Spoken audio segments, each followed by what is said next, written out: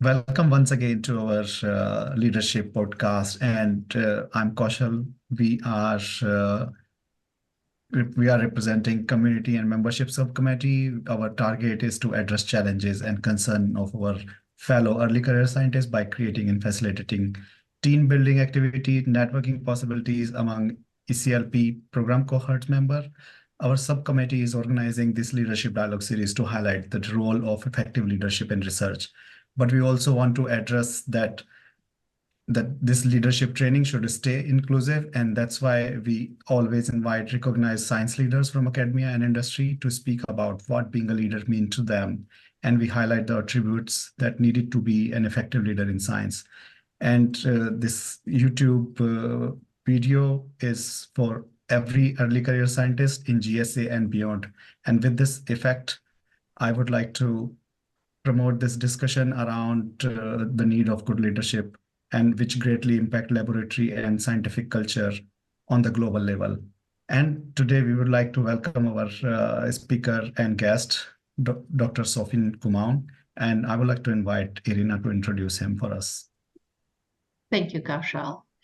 So Sophien is a senior scientist at the Salisbury Laboratory and a professor of biology, and he is a fellow of Royal Society. His research group has pioneered genomics and molecular biology methods to obtain insight into the biology and evolution of plant pathogens and plant immunity. They are leading laboratories to push boundaries on our current understanding of pathogen effector families and their role in the modulation of plant immunity. Along with being a fellow of Royal Society, Sophien has won highly reputed grants like ERC Advanced Grants and Linnean Medal for his contribution to plant science and genetics. Sophien is known for his scientific outreach approaches among the global scientific community. He is a science influencer and is admired by established and early career scientific communities equally for advocating ethics and scientific publishing. He believes the best reward for scientific and leadership contribution is the impactful training of his mentee so that they do well in their career path and serve the community. We're really glad to have you with us today, Sophien, and looking forward to learning from you about ethical and inclusive leadership for scientists. Thank you, Irina. Thank you, Kaushal. Thanks to all of you for the invitation. I'm so happy to talk to you tonight. So I would like to start this conversation with first questions from my colleague, Lynn. Lynn, please go ahead. Sure. So I'm Lynn, a PhD candidate at the University of Lausanne in Switzerland.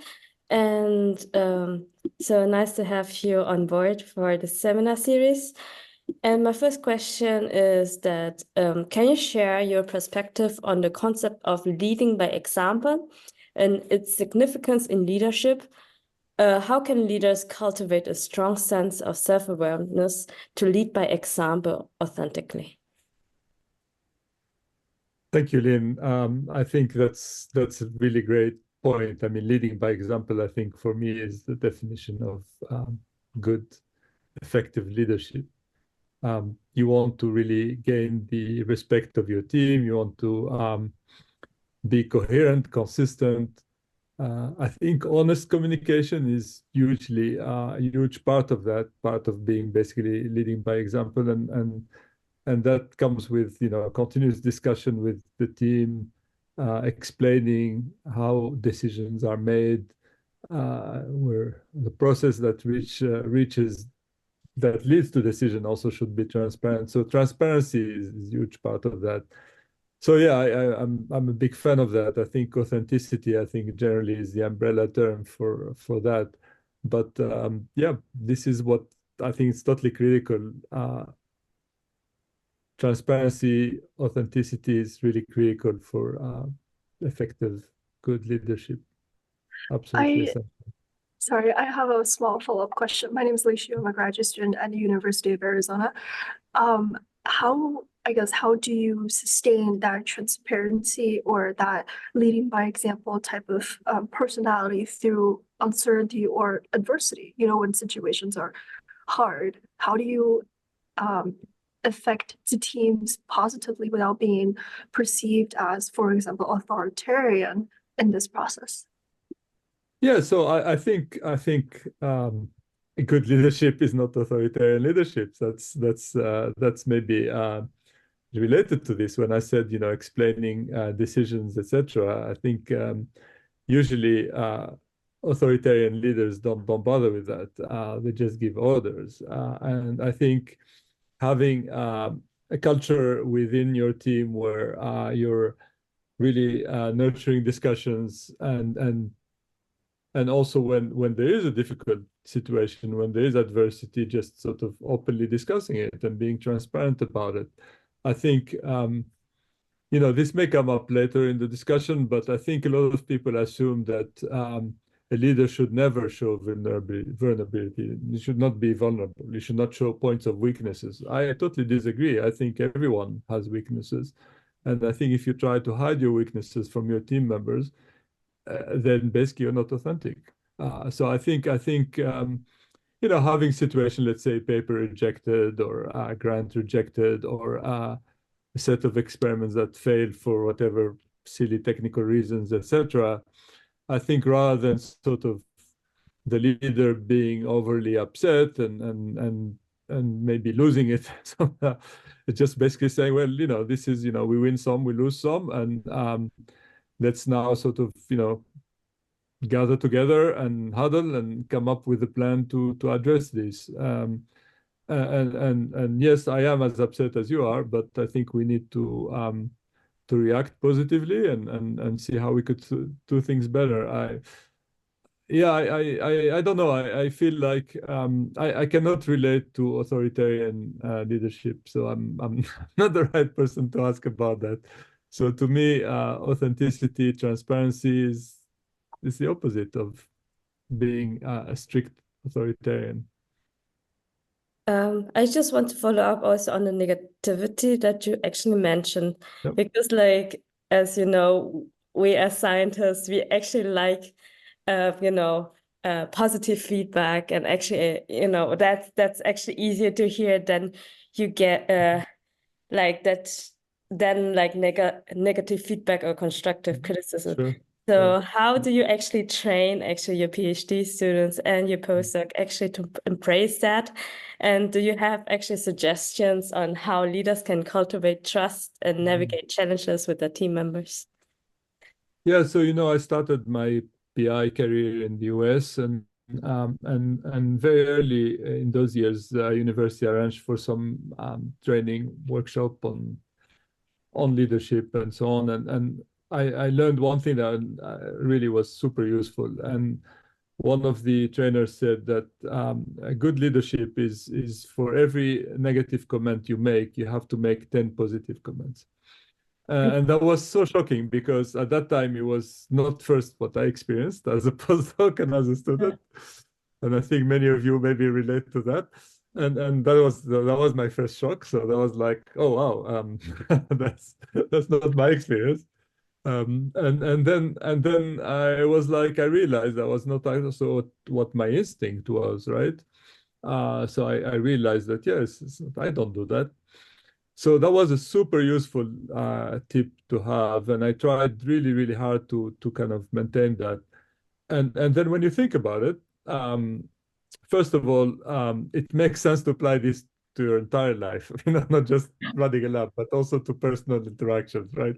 I mean, I have now a reflex of, saying thank you to the janitors.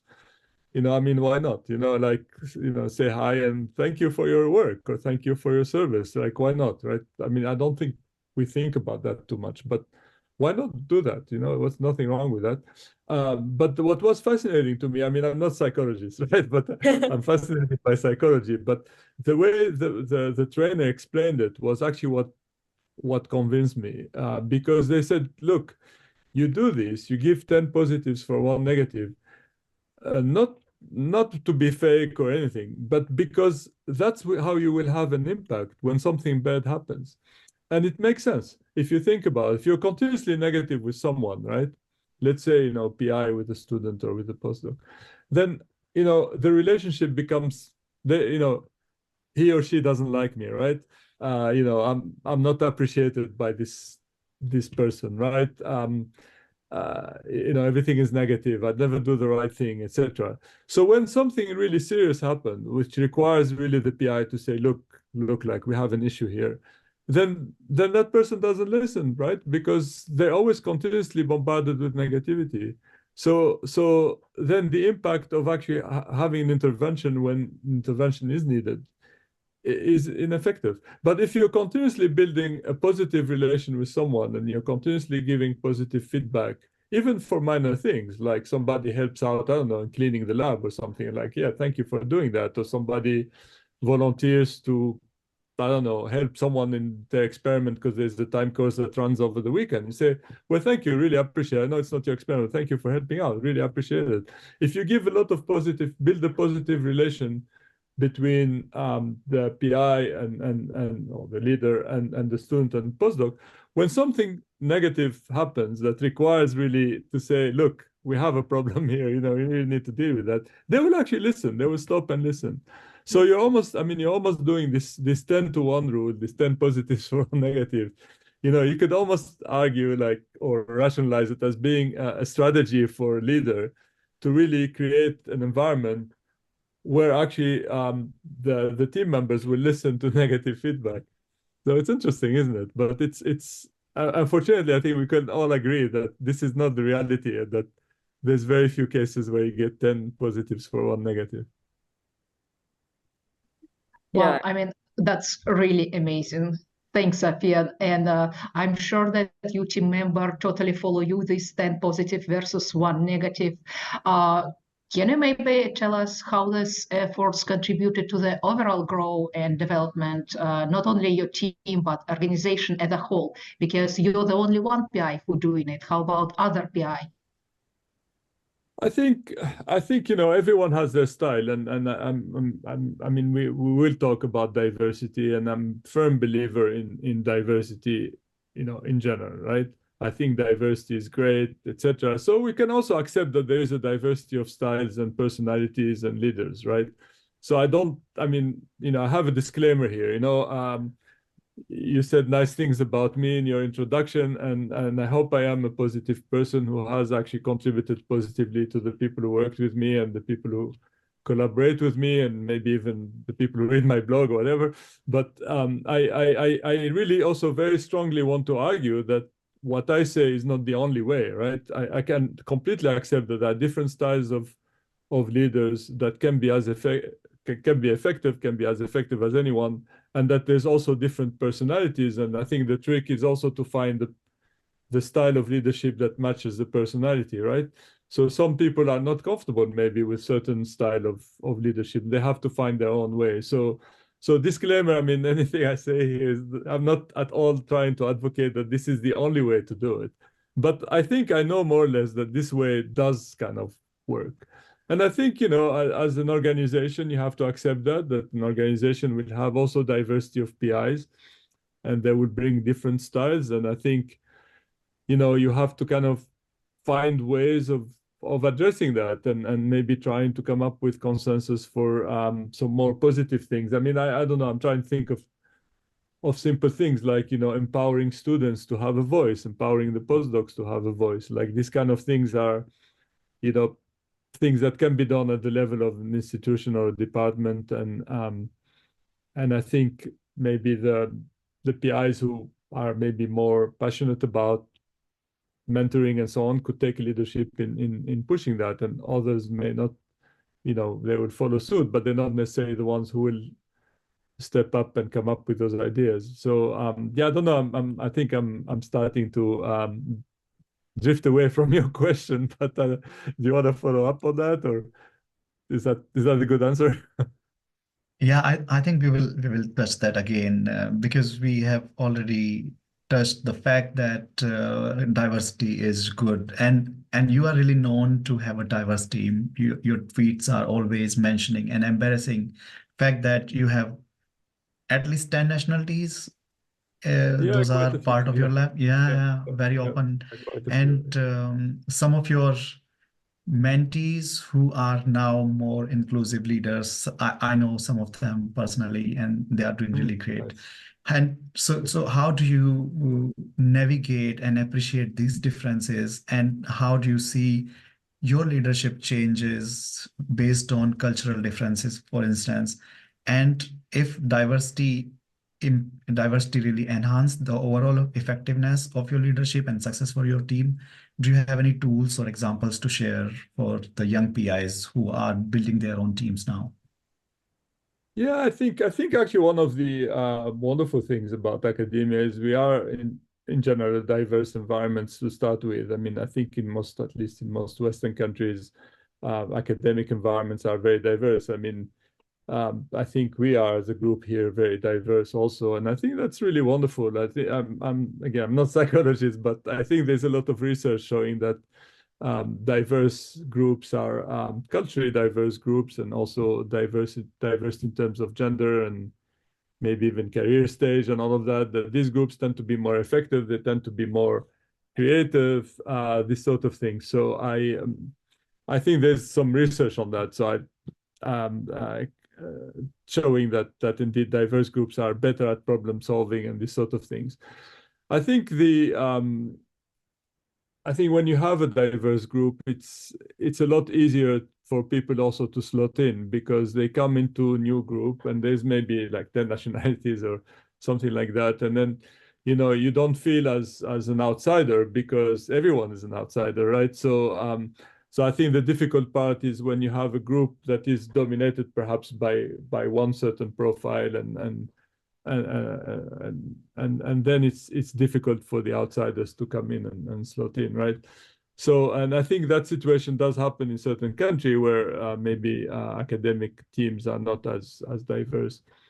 I don't know. I find it also really interesting to kind of try to work with people and understand also how they come from, or I mean, how they think and how they approach problems.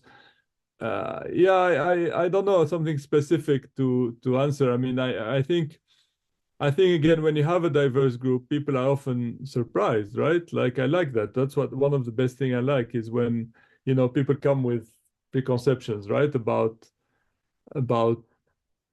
people, right? And you see someone coming from this country or that country, and you immediately sort of start building a mental profile about that person. And it's so wonderful when that stereotype is broken by actions or by facts and stuff like that. And I really enjoy seeing that. And that's why it's good to travel. That's why it's good to experience other cultures and things like that. And yeah, so I think we're fortunate to have diverse groups in general in academia. Yeah, despite all the issues that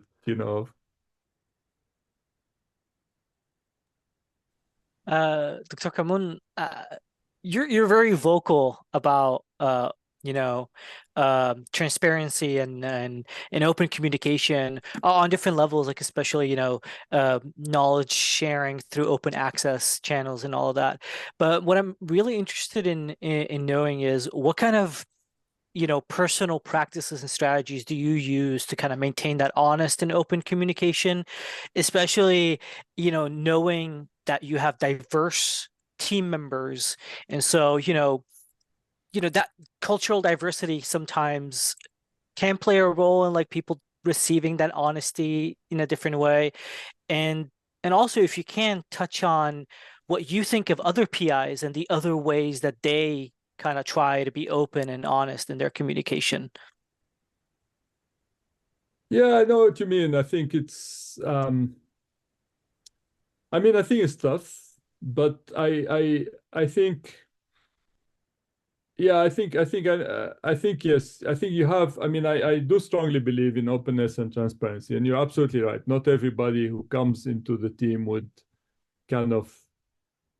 that wouldn't be a natural thing for everyone, right? And some people come maybe expecting actually an authoritarian leader and expecting someone to be top down and say, do this, do that, right? But I do believe strongly that, the effective team members, and I think most of them are, and, hopefully even the ones who are not like that will kind of adapt, are the ones who realize that, this team operates differently, and that if I want to grow here, I really need to adapt to this culture and so on. I mean, I always keep telling people, I mean, my big thing is, are you doing things better than 6 months ago, right? Which I think is I mean, Kaushal is in industry, right? But I think in industry, this is kind of standard. But I think in academic environments, it's not really, people don't often think like that. And I really want to say, like what, tell me exactly what have you done in the last 6 months that you're now better at? So that can be communication, for example. There can be someone who is maybe not taking enough initiative, and then like, look, I now, address that, and I took this initiative. So I think having a culture of continuously tweaking and improving yourself, as I mean, even for myself, I mean, at this stage, also I do that. I ask myself, what am I doing that I wasn't doing 6 months ago? I think it's a very healthy question to continuously ask yourself as part of our own personal and growth and development. So yeah, I think yeah, again, it goes back to transparency, right? And I think if you have an environment where people are comfortable to acknowledge, for example, their weaknesses and not hide them, and then you set the stage for growth, right? So I think the key is, again, making people comfortable to do that. And I think if you're in an environment where everyone's hiding their weakness, like, I'm not good at this, I'm not good at that, this, and don't even want to think about it, then yeah, you cannot have growth, right? So yeah, does that answer your question? Not sure. Absolutely, that is. You totally did, and I guess I just follow up a little bit. I really like how you say that it's all about us. It's not just PI job; it's everyone's job to look into improvement and how you can, be better. So with transparency, though, it's not always so great, so open discussion. And, sometimes we have this power dynamic, which is biased against some people. As a result, as a young scientists, yes, a young postdoc or even junior faculties, you can face not very ideal situation. It can be very challenging and nobody around to talk. So maybe you can give some advice how community of early career people, early career researchers could act and support each other against still existing this power abuse in science. Yeah, I mean, there's no question that science is also, I mean, we have this strong belief in academic circles and scientific circles that peer review is absolutely critical, right? So this power dynamic actually exists at many levels. And I think it's an inherent part of peer review, right? So if you're reviewing me, I'm reviewing you, I'm your boss, reviewing, writing letters for you, and you're sort of maybe giving feedback. It becomes very like a very strange system where people are continuously like reviewing each other. So I think the consequence of that is that some PIs maybe they start continuously obsessed with this power dynamic that they have with their peers. Okay, like I don't want to be negative to this guy because they're going to review my next grant, and I want to be nice to this person because they're on an editorial board and I'm submitting a paper next month there, etc. So with that obsession with the politics, they sometimes lose sight of how they're interacting with their own team members. So because they don't have that same kind of power dynamic, right? So now all of a sudden they're like the ones on top of the pyramid, and they're enjoying that. It's almost like a release. And I think honestly, again, I'm sometimes talk like I'm a psychologist, but but sometimes I feel like that's kind of how I explain maybe sometimes some of this very toxic behavior that we see from some PIs. Maybe they're just like obsessed with power because power is very like defines a lot of these peer reviewer interactions between peers, and so they're mistreat their team members without really even thinking about it because they don't have power, right? So yeah, I don't know. I mean, if you're caught in a situation like that, if someone, an early career scientist, student, or postdoc realizes that they're in the wrong place, I mean, my first advice is run away if you can. I mean, it's perfectly okay to change labs. I know it's not possible for everyone. I know there's visa issues and all of that. But yeah, if you can, don't, if you feel this is not for you and you're not comfortable in that lab, you're not comfortable with the style of leadership, then move on. There's nothing wrong with that. It's not wasted time. I've seen too many people stick around in those situations that I know it's a wrong decision. And yeah, it's easy to have excuses and say, yeah, I'm here, I'm comfortable, I will not get another job. But I think it's the best thing to do is first is go elsewhere. It's, again, I know it's not always possible for many reasons.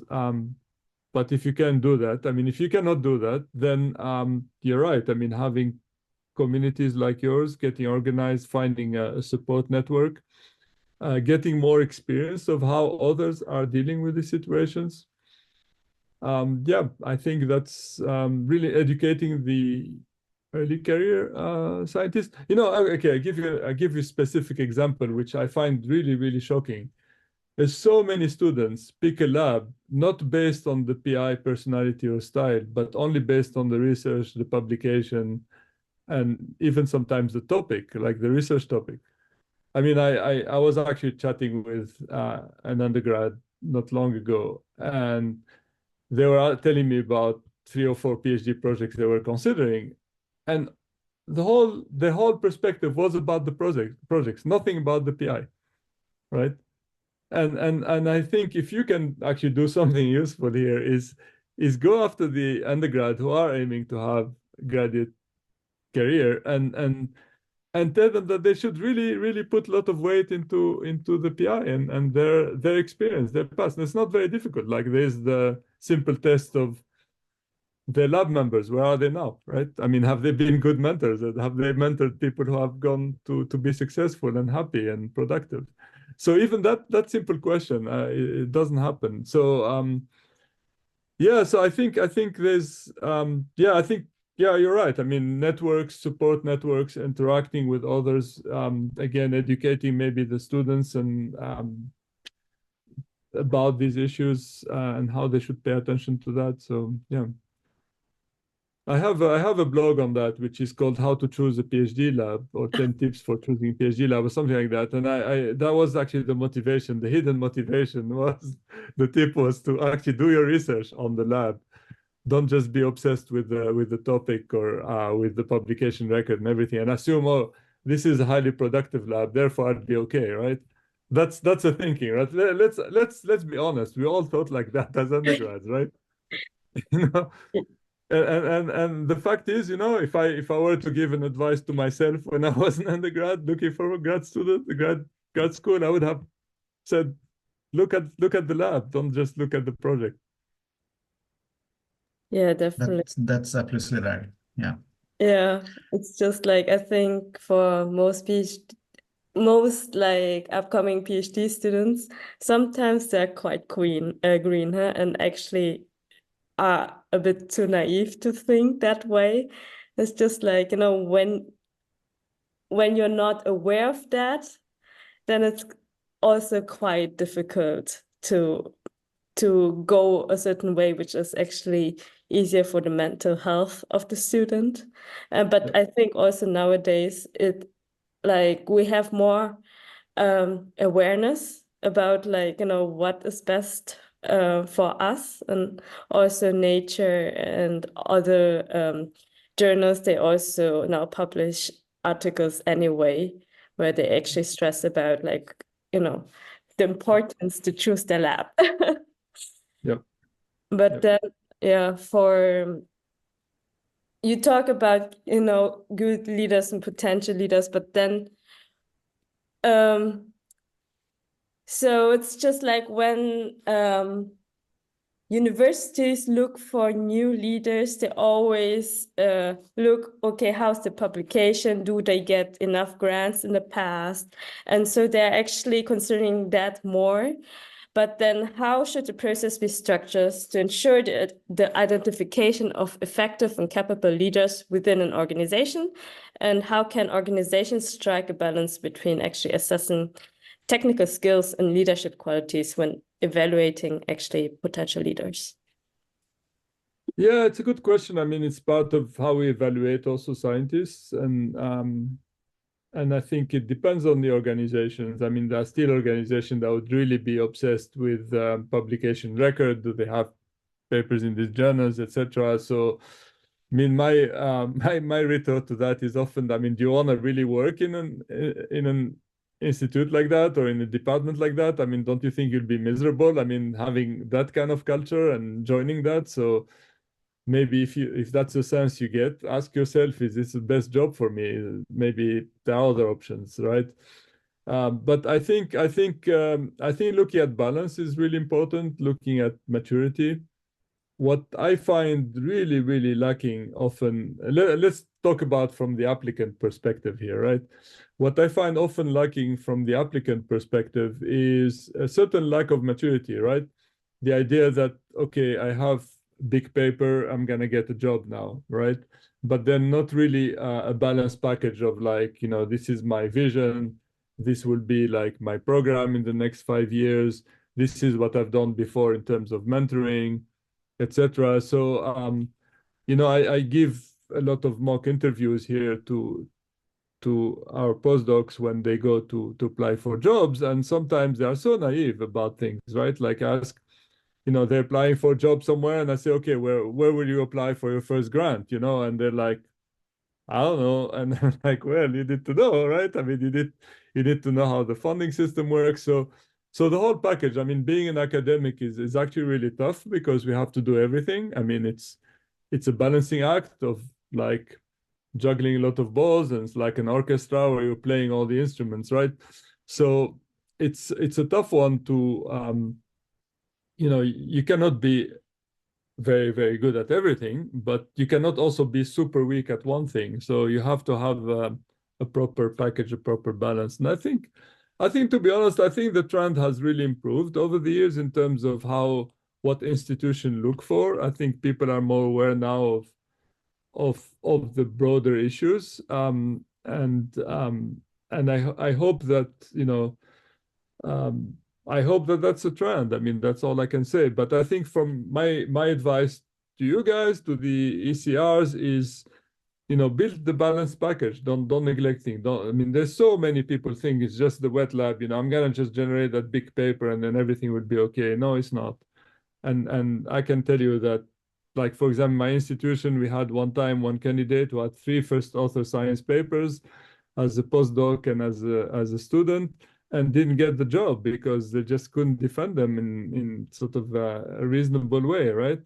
So yeah, so it's important to cover a lot of ground, and being a PI requires a lot of things, including working with other people, coming across as someone who would be a good mentor and all of that. And I think that's appreciated more and more. Yeah, that's very true. And that's the difference I always find in my academic career compared to industry career, because I was evaluated on whole package in industry interview, which was 4 rounds discussing different aspect of my personality, not just the science I was doing. Yep. So I also want to discuss another aspect of creating a psychological safety or environment of psychological safety. It is very often happen that institute recruit these abusive program leaders, or let's say group leaders, and then this recruitment was, as we discussed, was based on priorly on publication record, and then they will definitely publish more, but are they really good person to work with? Do you see any opportunity for funding agencies to really identify, is this person is really worth being supported as a human being, as a leader, as someone who could bring impact into the society, not just by publishing, but also by mentoring, creating inclusive psychological safety environment? Yeah, Kosha, I think you hit it on the nail there, because I think the funders have a lot of power, and I'm very disappointed that they're not using it in a more positive way. They talk a lot. There's a lot of talk, but they don't do much. And I think I totally agree with you. I think the funders are. It's easy to blame the institutions, but you know, at the end of the day, also institutions have to survive, and so they want, you know, if if the funding system is really looking primarily at publications and not really paying any attention to the style of leadership, mentoring, and all of that, then the institutions follow that, right? You could blame them, but you could also understand where they're coming from, right? But the ones who really hold the power are the funders, right? The funding agencies hold all the powers, yeah. And so they could really change the culture very easily, I think. I mean, there are very simple things they could do. They should do surveys of labs they should take even if they do it for let's say 10% or 5% of the people they fund, do a survey of happiness. Have you ever been surveyed by a funding agency about how happy you are for working for that particular PI or that particular grant, right? Why not? I mean, they should be doing that. If anything, just to know what's going on, right? I mean, it's really incredible that they don't do any of that. And you're right. I mean, a lot of these things are happening also in industry. I mean, the 360 feedback, the 360-degree feedback process, which is very common in industry. Why we don't do that more often in academia, and why the funding agencies don't lead the show there? I'm really disappointed in the funding agencies. You know that saying about herding cats, that the best way to herd cats is to starve them and then put the food in one corner and then they all go there. And I feel like in academia, it's often like that with the funding agencies. I mean, we're all cats, we all like crazy, have our own personalities, run in all directions, and it's a bit chaotic. So yes, it's impossible to get a bunch of academics to behave in a certain way. But the one thing academics will always follow is where the funding is.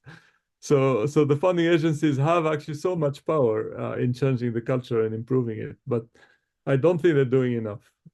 Also, but not just in terms of lab culture, mentoring culture, but also in terms of the open science. I think they did it completely wrong with that open access mandate, which was basically hand out to all the publishers.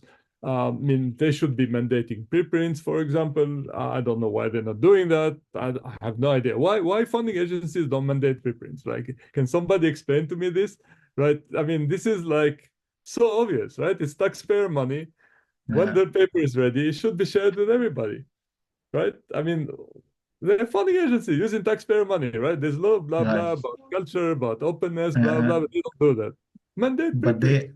they What are they and they waiting pay for? you extra. They pay you extra to publish in open access by paying more money. So Exactly. yeah. Wasting more money of taxpayer money, right? So yeah, I'm with you on that. Funders, they're actually the one who hold the key to solve all the problems.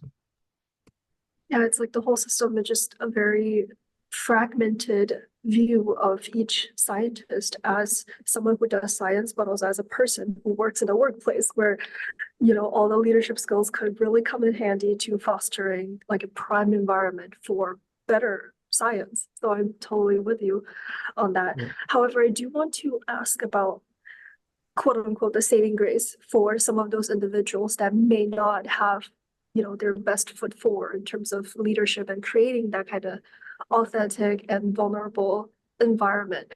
Because you talked about this too at the beginning of the interview. Many leaders throughout history in our lives currently may have, particularly the abusive ones, have had varying degrees of difficulty being vulnerable, acknowledging mistakes, and just trying to contribute to building trust and credibility within their team and organization. What advice do you have for those folks in taking steps to build that strength in vulnerability, that ability to acknowledge that, I'm wrong in this instance, I can improve upon this, earning that trust back from the people that they lead? That's a very good question and a really tough one. What advice do I have for them? I think maybe if I were to have a one-on-one with someone like that, I would try to emphasize and explain to them how their actions are hurting other people. I think that's at the end, like the most abusive behavior, right? Is when someone's behavior is actually really hurting other people, either hurting their career or anything like that. So I think I'll try to get to that aspect of it, of like trying to basically bring the concept of empathy, right? You know, what's that saying? Empathy is the most essential quality of civilization, right? So, because at the end, I think a lot of the, I guess the big question is why people don't have empathy, right? Uh, what's at the root of that? So I think I'll get to that angle, try to understand why they don't have empathy, why they're not, maybe they don't realize they're hurting other people. Maybe they they think they are helping them, but they're actually hurting them, right? So I think getting to that angle and bringing like the importance of empathy, and basically just trying to help them think about, you know, it's not just about me, it's also about other people, and helping other people will ultimately help you in your career. So yeah, I don't know. I mean, it's not easy at all to address those issues because also different people who are actually kind of problem cases come. There are different reasons for that, right? So they come from different angles, and but I think at the end, if we focus the issue around how is this hurting others, how is it hurting your mentees, how is it hurting your peers, and focus on empathy and emphasizing like empathy is something that's actually should be valued, right? Like you care about other people. Somebody pops up in your office and says, you know, I want to apply for this job. Can you give me a tip? You don't say, I'm too busy now. Don't have time to talk to you. Get away. Never come back. You know, that's, you know, things like that, right? So, and I honestly think that some people don't think that's part of their job, right? Because we have this kind of sort of very simplified version of academia that the goal is only to publish papers and get grants.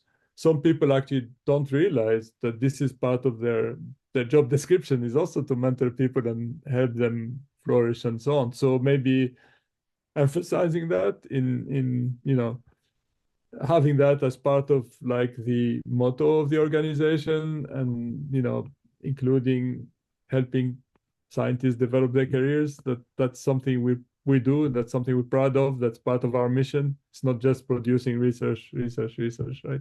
That's also part of excellence, right? Because often the debate is about excellence. We want to be excellent, we want to be an excellent institute, an excellent department. Then well, that also means you're training the next generation of scientists. So yeah, it's a tough one, right? It's a really tough one, and it depends on the systems. And yeah,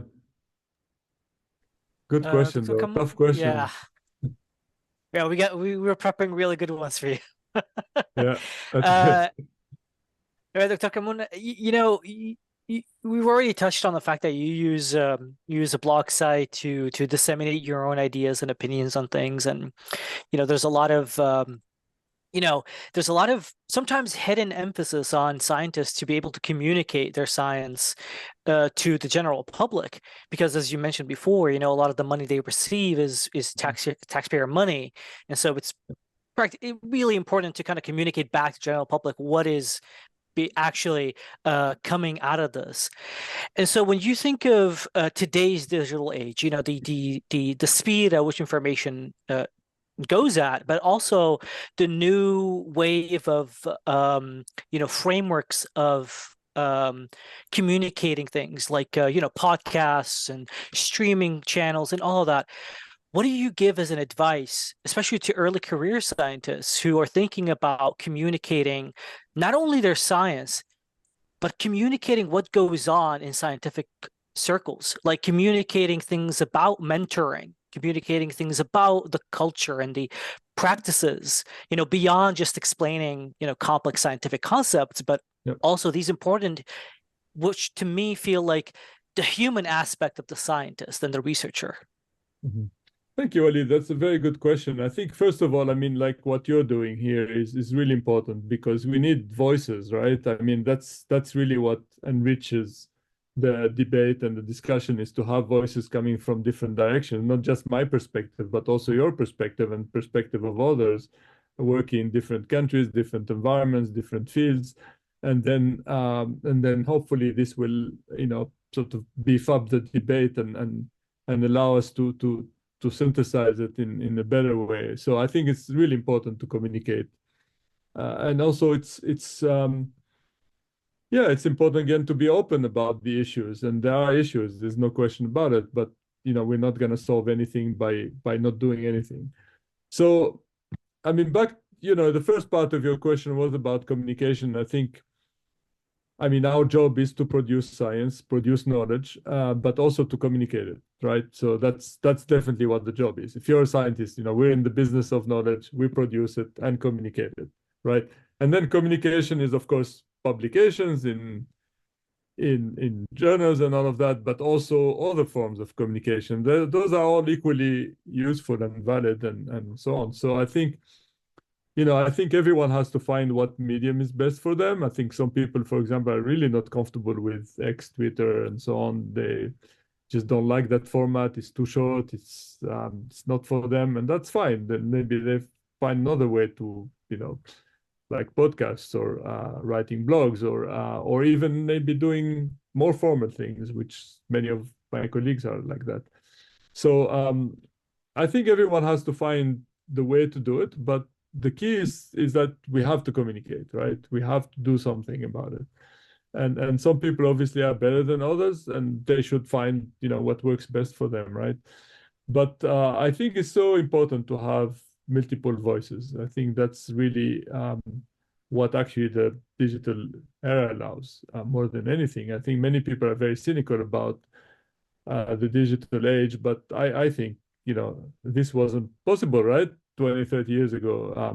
So you guys wouldn't have had the voice you have now. And I think that's really, really wonderful. So despite all the negativity around the digital age and social media and all of that, I think it's absolutely fantastic that anyone can make, podcast or video or write a blog and share it with everybody else. And, if it's important, will spread and it will influence some people, One time I remember I wrote some blog, I forgot now the topic, and then immediately after there was a message that came through, can't remember, LinkedIn or something like that. The personal message was very long and saying how they were very touched. They said they started their PhD that week, and that the blog was really, really, and I was like really touched by that. And I shared it with my partner, Saskia, and she told me, if you influenced one person like that, that's enough. That makes the whole thing worth it. So I think that's the attitude we should have, So if one student, one postdoc is listening to your blog and being positively influenced, then mission accomplished. Well, thanks a lot. All this amazing feedback, and you touched on transparency and importance of being empathic with other people, not just try to get everything for yourself. So I guess I try to a little bit wrap up and ask you, because you're a very seasoned scientist with notable leadership experience, and maybe you have some final recommendation for young scientists so they can develop strong leadership qualities in their careers, maybe some specific skills, get some particular experience, or change their mindset to become, just to grow this with this new generation of leaders who will forget all this toxic lifestyle and just continue more healthy environment. Yeah, that's good. Thank you. Thank you, Irina. That's very kind of you. I'm gonna go back to that point about, this continuous improvement, sort of, are you doing better than 6 months ago? Identify your weaknesses and work on them. I have that. I mean, I think the approaching a career and developing as a leader as a journey, it's not like people are born leaders. I don't believe in that. I think that's nonsense. Nobody's born leader. Everyone's born as a crying baby, I guess, and usually quite annoying, right? So I think nobody's born leader. So I think the approach is to think about as a journey, right? And as that you're continuously, seeking feedback, being honest about what you're weak at, what you need to improve, and try to improve it. And those weak points, they're never going to be your strength, right? But you could at least bring them to a level that's acceptable. And I think continuously having sort of like, okay, what can I do different? What can I do better? Okay, this situation happened. Now it wasn't my best moment, but what if it happened again? How would I deal with it, right? Going through that mental exercise of preparing yourself for the next time. And it's tough. I mean, it's tough. I'm a very emotional person, for example, so I did lose it a few times, and that was really very painful for me afterwards to realize that that wasn't appropriate. I should have really kept my thing together. So I did go through the process of thinking like, okay, well, if it happened again, if I had something that triggers me like that, how should I really deal with it? And I think I think in general, as viewing our career as a journey that is never ending, and that is a continuous kind of a continuous search for improvement, a continuous drive to do things better. Then if you start early in your career doing that, then who knows what the limit is, right? The sky is the limit, right? Then in 20, 30 years, imagine if you continuously improve yourself, where you would be, right? And so that's the attitude to have, I think, and try not to be negative about things, cynical, and try to be sort of like, okay, these things happen. Yeah, it's easy to blame others, to blame the system and so on. But okay, what can I do that I can control, that can reduce the likelihood of this happening again, right? So I think that's kind of the attitude to have. It's a healthy attitude, and I think it's that journey that also becomes more fun because you realize you're improving, you're doing better. So who cares about what others are thinking or those kind of missteps along the way, because you're doing your best to improve, right? So I think that's a healthy attitude that sort of maybe makes you enjoy the journey better, I hope. Yeah, definitely. Can we really imagine this talk was only about academic leadership, but I think it impacts the overall life quality and how you impact other people beyond your academic environment, but also in family, for instance. Yeah, thanks a lot for this beautiful, amazing, enlightening discussion. I'm really hoping that this will help several of us, just not in ECLP, but beyond ECLP to the global audience. And with this, we would like to thank you again and conclude our discussion today. So, anyone have any other burning questions left? No. So, yeah, let's thanks Sophia about being our guest today. Thanks a lot, Sophia. And thank you so much for having me. It was a wonderful Yeah. discussion.